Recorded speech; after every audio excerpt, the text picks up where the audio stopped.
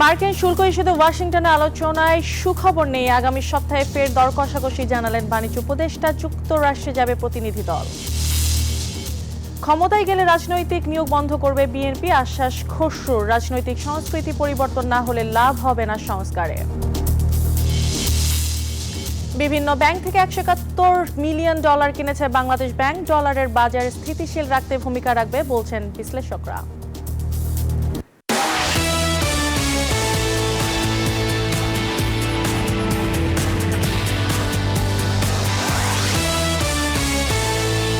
আমন্ত্রণ ব্যবসা বাণিজ্যের অর্থনীতির সর্বশেষ খবর নিয়ে নিউজ 24 এর নিয়মিত আয়োজন পূবালী ব্যাংক পিএলসি বিজনেস টাইমে। সাথে আছে আমি পিঙ্কি সানোয়ার। এতক্ষণ দেখছিলেন সংবাদ শিরোনাম, এবার বিস্তারিত। যুক্তরাষ্ট্রে গিয়ে 2 দফা বৈঠক করেও শুল্ক কমানোর বিষয়ে কোনো সুসংবাদ দিতে পারেনি বাণিজ্য উপদেষ্টা, আর তাই আগামী সপ্তাহে আবারও যুক্তরাষ্ট্র যাবেন তিনি। সোমবার ব্যবসায়ীদের সাথে বৈঠক শেষে উপদেষ্টা বলেন, দেশটির সাথে বাণিজ্য বাড়াতে চায় সরকার, তবে শুল্ক নিয়ে যুক্তরাষ্ট্রের সাথে সরকারের দর কষাকষিতে খুশি ব্যবসায়ীরা। ইতিবাচক সিদ্ধান্তের অপেক্ষায় তারা। গত এপ্রিলে বাংলাদেশি পণ্যের উপর 37% অতিরিক্ত শুল্ক আরোপের পর তা 3 মাসের জন্য স্থগিত করেন মার্কিন প্রেসিডেন্ট ডোনাল্ড ট্রাম্প। এতে আশার আলো দেখা গেলেও তা নিরাশায় পরিণত হয়েছে মাত্র 2% কমিয়ে 35% নির্ধারণ করায়। এর মধ্যে ভিয়েতনাম সহ কয়েকটি দেশ শুল্ক কমিয়ে আনতে পারলেও 2 দফা বৈঠকে এ বিষয়ে কোনো সফলতা পায়নি বাংলাদেশ। যুক্তরাষ্ট্রের সাথে দ্বিতীয় দফা বৈঠক শেষে সোমবার দেশে ফিরেই ব্যবসায়ীদের সাথে বৈঠকে বসেন বাণিজ্য উপদেষ্টা। আলোচনা শেষে সাংবাদিকদের বলেন, যুক্তরাষ্ট্র বাংলাদেশি পণ্যের উপর যৌক্তিক শুল্ক আরোপ করবে এমন আশা করছে সরকার, যদিও এ বিষয়ে সুনির্দিষ্ট কোনো অগ্রগতির খবর দিতে পারেননি তিনি। আমাদের মধ্যে যথেষ্ট আলোচনা হয়েছে, পরামর্শ আকারে আমরা সুন্দর সুন্দর কিছু পরামর্শ এখানে পেয়েছি, যে পরামর্শগুলোকে আমরা কাজে লাগাবো না, এগুলো আমরা আমাদের মধ্যে নির্দিষ্ট রাখবো। আমরা সময়ের জন্য ওনাদেরকে জানাবো এবং সময়ে আমরা সামনের সপ্তাহের মাঝামাঝি নাগাদ সময়ে আশা করি পেয়ে যাব। মার্কিন সরকারের সাথে কি আলোচনা হয়েছে কিংবা কি শর্তে সংকট সমাধান হবে সে বিষয়েও কিছুই জানানো হয়নি সংবাদ সম্মেলনে। তবে বাণিজ্য সচিবের আশা 1 আগস্টের আগেই বিষয়টি ইতিবাচক নিষ্পত্তি হবে। সরকারের পদক্ষেপে সন্তোষ প্রকাশ করেন ব্যবসায়ীরা। তাদের কাছ থেকে আমাদের প্রস্তুতি আছে যে কোনো ধরনের বিষয় আসলে আমরা সেই বাকি কাজ সম্পন্ন করব যথাসময়ে। আমরা আশা করি যে আগামী 1 আগস্ট তারিখে যে আমাদের উপরে 35% ঘোষিত শুল্ক কার্যকর হওয়ার আগেই আমরা আমাদের কাজ শেষ করব। সরকারের পক্ষ থেকে এই বিষয়টা অত্যন্ত যথেষ্ট গুরুত্ব দিয়ে সর্বোচ্চ প্রায়োরিটি দিয়ে ওনারা এটা নেগোসিয়েশন করছেন এবং সকল বিষয়ে আলোচনা হয়েছে, এতটুকু আমি বলতে পারি এবং আমরা স্যাটিসফাইড। মার্কিন যুক্তরাষ্ট্রে প্রতি বছর $8 বিলিয়ন পণ্য রপ্তানি করে বাংলাদেশ। বিপরীতে দেশটি থেকে আমদানির পরিমাণ $2 বিলিয়নের কিছু বেশি। দুদেশের মধ্যে বাণিজ্য ঘাটতি কমাতে এবারের বাজেটে যুক্তরাষ্ট্রের 610টি পণ্যের উপর শুল্ক ছাড় দেয় সরকার। এরই মধ্যে 110টির আমদানি শুল্ক প্রত্যাহার করা হয়। শানাজি ইয়াসমিন, নিউজ 24, ঢাকা। বিএনপি ক্ষমতায় আসলে বাংলাদেশ ব্যাংক, বিএসইসি সহ গুরুত্বপূর্ণ রাষ্ট্রীয় সংস্থাগুলোতে রাজনৈতিক বিবেচনায় নিয়োগ বন্ধ করা হবে বলে প্রতিশ্রুতি দিলেন বিএনপি নেতা ও সাবেক বাণিজ্য মন্ত্রী আমির খসরু মাহমুদ চৌধুরী। সকালে রাজধানীর পল্টন ইকোনমিক রিপোর্টার্স ফোরাম আয়োজিত ক্যাপিটাল মার্কেট পুনর্গঠন ও বাস্তবতা শীর্ষক কর্মশালায় তিনি এই প্রতিশ্রুতি দেন। তিনি আরো বলেন, কেবল তালিকাভুক্ত কোম্পানিকে কর সুবিধা দিয়ে পুঁজিবাজার ঠিক করা সম্ভব নয়, প্রয়োজন সামগ্রিক সংস্কার। ক্ষমতায় গেলে পুঁজিবাজারকে ধারণ করবে তার দল। এ সময় বক্তারা আরো বলেন, গণতান্ত্রিক সরকার ছাড়া পুঁজিবাজার ঘুরে দাঁড়াবে না।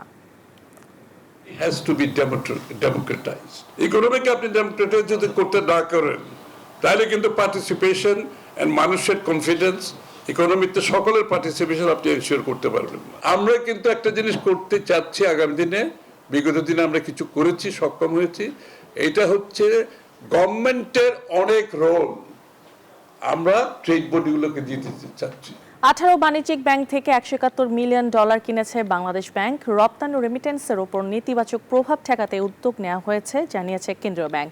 আর বিশ্লেষকরা বলছেন, কেন্দ্রীয় ব্যাংকের এই উদ্যোগে ডলারের বাজার স্থিতিশীল থাকবে। সেই সাথে দেশের বহির্খাতা অর্থনৈতিক সূচক আর্থিক হিসাবের ঘাটতিও কমে ঠেকেছে 43 কোটিতে। রেমিট্যান্স ও রপ্তানি আয়ের ইতিবাচক ধারা আর আমদানি খরচে লাগাম পড়ায় দেশের বৈদেশিক মুদ্রার বাজারে বেড়েছে ডলারের সরবরাহ, যার প্রভাব পড়েছে দামে। শুধু তাই নয়, বহির্বিশ্বের লেনদেন ও চলতি হিসাবে ঘাটতি কমে যাওয়ায় আর্থিক বিবরণীতেও এসেছে স্বস্তির ইঙ্গিত। বাংলাদেশ ব্যাংকের তথ্য বলছে, গেল ৩ জুন বাজারে প্রতি ডলারের গড় মূল্য ছিল ১২৩ টাকা, যা চলতি মাসের ১৩ তারিখে বিক্রি হয়েছে ১২০ টাকা ৬০ পয়সায়। অর্থাৎ মাসের ব্যবধানে টাকার বিপরীতে ডলারের দাম করেছে ২.৫ টাকার বেশি। খাত সংশ্লিষ্টরা বলছেন, আমদানি ঋণপত্র খোলা কমে যাওয়া সহ নানা কারণে ব্যাংকগুলোর কাছে এখন ডলারের চাহিদা কমে গেছে। আর ডলার বাজার স্থিতিশীল রাখতে বাণিজ্যিক ব্যাংক থেকে ডলার কিনছে বাংলাদেশ ব্যাংক। রপ্তানিকারকদের স্বার্থ বিবেচনা করে এবং রেমিটেন্স প্রেরণকারীরা যাতে আর ব্যাংকিং চ্যানেল বাদ দিয়ে ভিন্ন কোনো পথে তাদের রেমিটেন্স না প্রেরণ করে, তাদের দুজনের স্বার্থ বিবেচনা করে ডলারের মার্কেট স্টেবল, প্রাইসটা স্টেবল করার জন্য আমরা গতকাল 18টি ব্যাংকের কাছ থেকে নিলামের মাধ্যমে 121 টাকা 50 পয়সা দরে 171 মিলিয়ন ডলার ক্রয় করেছে। এটা যদি তারা কিনে নেয় তাহলে তো ওই যে ডিমান্ড সাপ্লাই চেকটা ঠিক থাকবে, নাহলে আবার অনেক বেশি ডলার এসে গেল বিক্রি করতে পারছে তো লোয়ার রেটে চলে যাব। এটার জন্য এটা ভালো নিদর্শন, গুড ডিসিশন। একই সাথে ইতিবাচক হাওয়া লেগেছে দেশের বহির্খাতা অর্থনীতির সূচক আর্থিক হিসাব বিবরণীতে। 2024-25 অর্থ বছরে প্রথম 11 মাসে লেনদেন ভারসাম্যের ঘাটতি কমেছে 473 কোটি ডলার। জুলাই মে পর্যন্ত এই ঘাটতি ছিল 114 কোটি ডলার। একই সময়ে চলতি হিসাবের ঘাটতি কমে 43 কোটিতে ঠেকেছে। মিনা ফেরদাউস, নিউজ 24, ঢাকা। আন্তর্জাতিক মানের অত্যাধুনিক যন্ত্রপাতি সজ্জিত ন্যাশনাল হালাল ল্যাবরেটরি এবং বাংলাদেশ প্রথম ও একমাত্র অত্যাধুনিক হেলমেট টেস্টিং ল্যাবরেটরি চালু করেছে Bangladesh standards and testing institution BSTI। সোমবার BSTI শিল্প উপদেষ্টা আদিলুর রহমান খান এই ল্যাব দুটি উদ্বোধন করে জানান, আন্তর্জাতিক অঙ্গনে হালাল পণ্যের একটি বিশাল বাজার রয়েছে। মুসলিম দেশ হিসেবে বাংলাদেশ থেকে প্রচুর পণ্য রপ্তানির সুযোগও আছে। এই ল্যাব উদ্বোধনের মাধ্যমে দেশের হালাল পণ্যের উৎপাদন কার্যক্রম আরও এক ধাপ এগিয়ে যাবে। আন্তর্জাতিক বাজারে দেশের ব্যবসায়ীরা নতুন সংযোগ স্থাপন করতে সফল হবেন বলে মন্তব্য করে তিনি আরও বলেন, সড়কের নির্মাণ এবং শিল্প খাতে যারা আছেন তারা এগুলো ব্যবহার করবেন। বাংলাদেশের একটা ব্যাপক রপ্তানি সুযোগ আছে এবং আমরা যে রপ্তানিও করি সেই দিক থেকেও আমাদের এই হালাল পণ্য রপ্তানির প্রশ্ন আছে। এটা বাণিজ্যিকভাবে আমাদের জন্য অত্যন্ত গুরুত্বপূর্ণ। আর তাই এই কাজ শুরু করার মধ্যে দিয়ে আমরা আন্তর্জাতিক অঙ্গনে আমাদের ব্যবসায়িক যোগাযোগগুলো বাড়াতে পারবো এবং আমাদের পণ্য রপ্তানি করতে পারবো। চলতি 2025-26 অর্থ বছর থেকে নির্দিষ্ট 39টি সরকারি ও বেসরকারি সেবা পেতে বাধ্যতামূলক করা হয়েছে আয়কর রিটার্ন দাখিলের প্রমাণপত্র। জাতীয় রাজস্ব বোর্ড বলছে, করদাতার সংখ্যা বাড়ানো, স্বচ্ছতা আনা এবং কর নীতিতে জবাবদিহিতা নিশ্চিত করতে নির্দেশনা কার্যকর করা হয়েছে। যেসব প্রতিষ্ঠান এসব সেবা দিয়ে থাকে তারা রিটার্ন জমার প্রমাণ ছাড়া কোনো সেবা দিলে সংশ্লিষ্ট কর্মকর্তা কর্মচারীদের বিরুদ্ধে শাস্তিমূলক ব্যবস্থা নেওয়া হবে। এর আগে কিছু সেবায় রিটার্ন বাধ্যতামূলক থাকলেও এবার নতুন করে তালিকা পর্যালোচনা করে 13টি সেবা বাদ দেওয়া হয়েছে। ফলে বর্তমানে 39টি সেবা পেতে রিটার্ন জমার প্রমাণপত্র দেখানো আবশ্যক।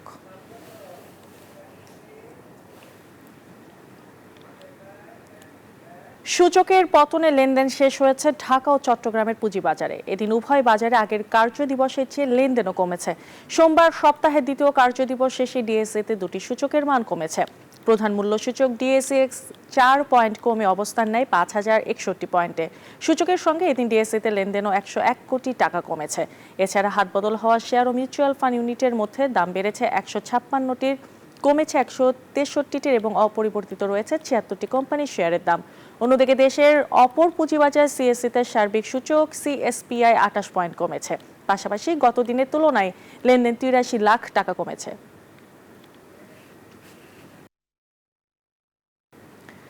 গত কয়েকদিনে টানা বর্ষণ উজানের ঢালে কুমিল্লা গোমতী নদীর তীরবর্তী জমির ফসলের ব্যাপক ক্ষতি হয়েছে। চরের বিস্তীর্ণ এলাকার সবজি পানির নিচে তলিয়ে যাওয়ায় দুশ্চিন্তায় কৃষকরা। এছাড়া জেলা জুড়ে অপরিকল্পিত মৎস্য খামার যত্রতত্র বেড়ি বাদ দেয় সৃষ্টি হয়েছে জলাবদ্ধতা। কৃষি বিভাগ বলছে প্রায় 11,000 হেক্টর জমির ফসল ক্ষতিগ্রস্ত হয়েছে। এই যে মহিউদ্দিনের তথ্যচিত্র, ডেস্ক রিপোর্ট। ধীরে ধীরে বানের পানি কমতে শুরু করেছে আর একে একে ক্ষত চিহ্ন ভেসে উঠেছে গোমতী পাড়ে। কয়েকদিনের ভারী বৃষ্টিপাত ও পাহাড়ি ঢলে পানি বেড়ে যায় গোমতীর। এতে ভেসে যায় কুমিল্লা সদর, দেবিদ্বার ও মুরাদনগর এলাকার গোমতীচরের প্রায় 5,000 বেশি কৃষকের ফসলি জমি। এই বৃষ্টিতে মানুষ অনেক কষ্ট হয়েছে এবং এলাকার কৃষি জমির উপর অনেক ক্ষতি হয়েছে। কৃষকরা বলছেন গত বছরের ভয়াবহ বন্যার ক্ষতি কাটিয়ে উঠতে না উঠতেই এবারের হঠাৎ বন্যা মরার উপর খাড়ার ঘা হয়ে দেখা দিয়েছে। জিঞ্জা দুন্দুর বহুত পুরনো জিনিস করতে এসে মাইয়া আর ইয়া আর বা ফলিয়া টলিয়া এটি করতে এসে। তবে কৃষকদের সহায়তায় সরকারি বরাদ্দের আশ্বাস দিয়েছে কৃষি বিভাগ। আমরা কৃষকদের সাথে কথা বলছি, পরামর্শ দিচ্ছি, তাদের তালিকা নিচ্ছি। পরবর্তীতে সরকার থেকে কোনো প্রকার কোনো কর্মসূচি আসলে আমরা সেটা পৌঁছে দেওয়ার চেষ্টা করব। বন্যার পানি আরো কমে গেলে প্রকৃত ক্ষয়ক্ষতির পরিমাণ পাওয়া যাবে বলে জানান এই কৃষি কর্মকর্তা। Desk report, news 24। যুক্তরাষ্ট্রের পণ্যে পাল্টা শুল্ক আরোপের পরিকল্পনা সাময়িকভাবে স্থগিত করেছে ইউরোপীয় ইউনিয়ন। বাণিজ্য যুদ্ধ না বাড়িয়ে আলোচনার পথে সমাধান চায় ইইউ। এদিকে মার্কিন যুক্তরাষ্ট্রের সাথে ইউরোপীয় ইউনিয়নের শুল্ক আলোচনায় বাস্তবসম্মত সমাধানের আহ্বান জানিয়েছে জার্মানি। তবে মার্কিন চাপে নতি স্বীকার না করার আহ্বান জানিয়েছেন নাগরিকরা। এশিয়া থেকে ইউরোপ, ট্রাম্পের শুল্ক ভারে নড়বড়ে বৈশ্বিক বাণিজ্য। গেল সপ্তাহে জাপান সহ 23টি দেশকে নতুন করে শুল্ক চিঠি পাঠিয়েছে যুক্তরাষ্ট্র। এর মধ্যে 14টি দেশই এশিয়ার। দক্ষিণ কোরিয়া থেকে শুরু করে শ্রীলঙ্কা, বেশিরভাগই রপ্তানি নির্ভর অর্থনীতি এখন শঙ্কায় ভুগছে। 30% শুল্ক জ্বরে ভুগছে দীর্ঘদিনের মিত্র ইউরোপীয় ইউনিয়ন। ট্রাম্পের এই ঘোষণার পর ইউ জানিয়েছিল সোমবার মধ্যরাত থেকে যুক্তরাষ্ট্রের বিরুদ্ধে পাল্টা ব্যবস্থা নেওয়া হবে। তবে 27 দেশের এই জোট রোববার বলছে আপাতত পাল্টা শুল্ক কার্যকর হচ্ছে না। 1 আগস্ট পর্যন্ত সময় নেওয়া হচ্ছে যাতে সমঝোতার সম্ভাবনা তৈরি হয়। ক্ষোভে ফুঁসছে ইউরোপের সাধারণ মানুষ। অনেকেই বলছেন মার্কিন চাপে ইউরোপকে কোনোভাবেই নতি স্বীকার করা যাবে না। দেখুন, এখন আপনি যদি যুক্তরাষ্ট্রের চাপে ছাড় দিতে চান, পরে আপনাকে আবারও অন্য একটি ভার চাপিয়ে দেবে। আপনি অভ্যস্ত হয়ে পড়বেন। গণমাধ্যমের তথ্য বলছে মার্কিন আরোপিত শুল্কে ইউরোপের গাড়ি, কৃষি পণ্য এবং মদ শিল্প সবচেয়ে বেশি ক্ষতিগ্রস্ত হবে। এতে সবচেয়ে বেশি উদ্বিগ্ন জার্মান এবং ফ্রান্স। এমন অবস্থায় জার্মান অর্থমন্ত্রী বলছেন যে সময় বাকি আছে তার মধ্যে যুক্তরাষ্ট্রের সাথে একটি বাস্তবসম্মত সমাধানের জন্য আলোচনা করতে হবে ওয়াশিংটনকে। Masud Rana, news 24। Pubali bank PLC business time এখন শেষ করছি। এতক্ষণ সাথে থাকার জন্য ধন্যবাদ সবাইকে।